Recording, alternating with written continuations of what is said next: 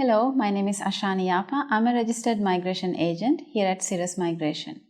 In today's video, I'm going to talk about your permanent residency pathway from subclass 188A Business Innovation Visa. I have done a detailed video about subclass 188A Business Innovation Provisional Visa. So if you haven't watched that, please I recommend you to watch that first. I will put a link to the video in this description down below because first step of applying for permanent visa is getting your subclass 188A visa and being in Australia. The business visa program has been quite popular these days because of the latest changes. For this year, the BIP program has 13,500 places, which is almost doubled from last year. And also, if you're holding a subclass 188 visa, you don't need a travel exemption to come to Australia, which means Australia is open to you. Because of this, the visa has had quite a lot of inquiries.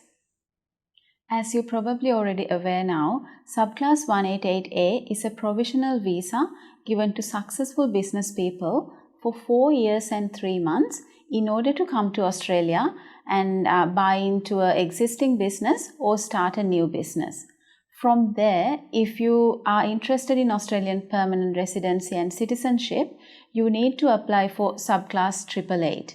And in order to do that, there are certain conditions you have to meet while you're holding your subclass 188A visa.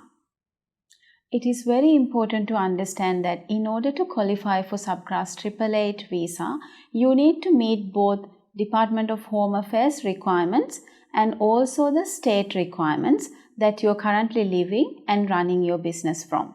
Because a mandatory requirement is that you need to have a nomination from your current state in order to lodge this visa. I will now explain the Department of Home Affairs eligibility requirements set for subclass 888 visa. Requirement 1 is you need to hold subclass 188 visa in the relevant stream by the time of lodging your subclass 888 visa. Requirement 2 is you need to have a state nomination approval from the state that you're currently living and where you're running your business from and where you need to apply for your subclass 888 visa. The next requirement is for the 2 years immediately before you apply for subclass 888 visa, you must have had and continue to have an ownership interest in up to 2 main businesses in Australia. Had a direct and continuous management role in that business or 2 businesses. Submit BAS or business activity statements to the Australian Taxation Office. And you must have had ABN or Australian Business Number for each of your main businesses. Now I will explain the ownership interest you must have in your businesses. You must have at least 51% of the total value of the business if the turnover is less than $400,000 per year. You must have at least 30% of the ownership interest if the turnover is over $400,000 per year.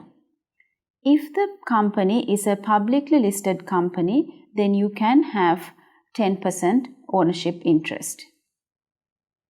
So it is very important to understand that if your business is over $400,000, you must have 51%. So we normally recommend our clients to at least, when they set up the business, for the main applicant to have at least 51% or over of the business interest.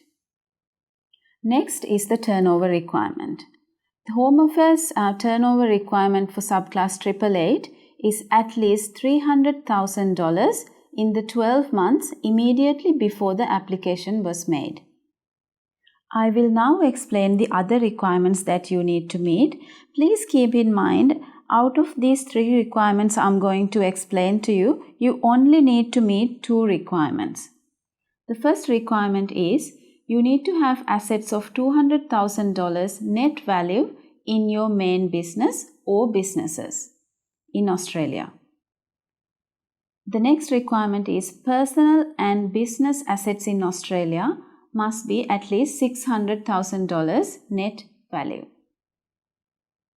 You must employ at least 2 full-time equivalent eligible employees in your main businesses.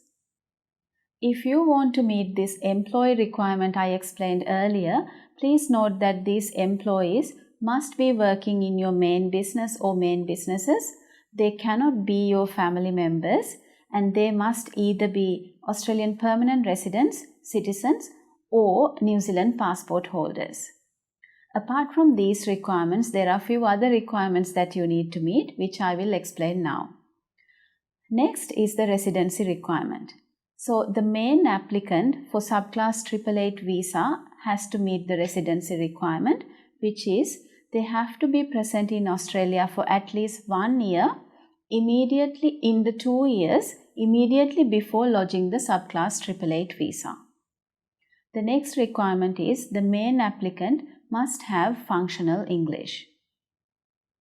Final requirement is main applicant and all the secondary applicants must meet the health and character requirements, and also the main applicant must have a realistic commitment to stay and continue businesses in the state.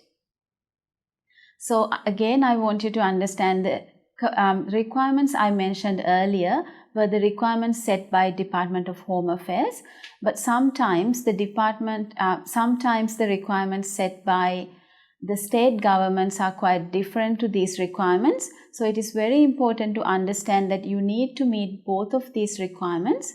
If you need further information about the state requirements or any additional information, please get in touch with us. We are more than welcome to help you. Thank you.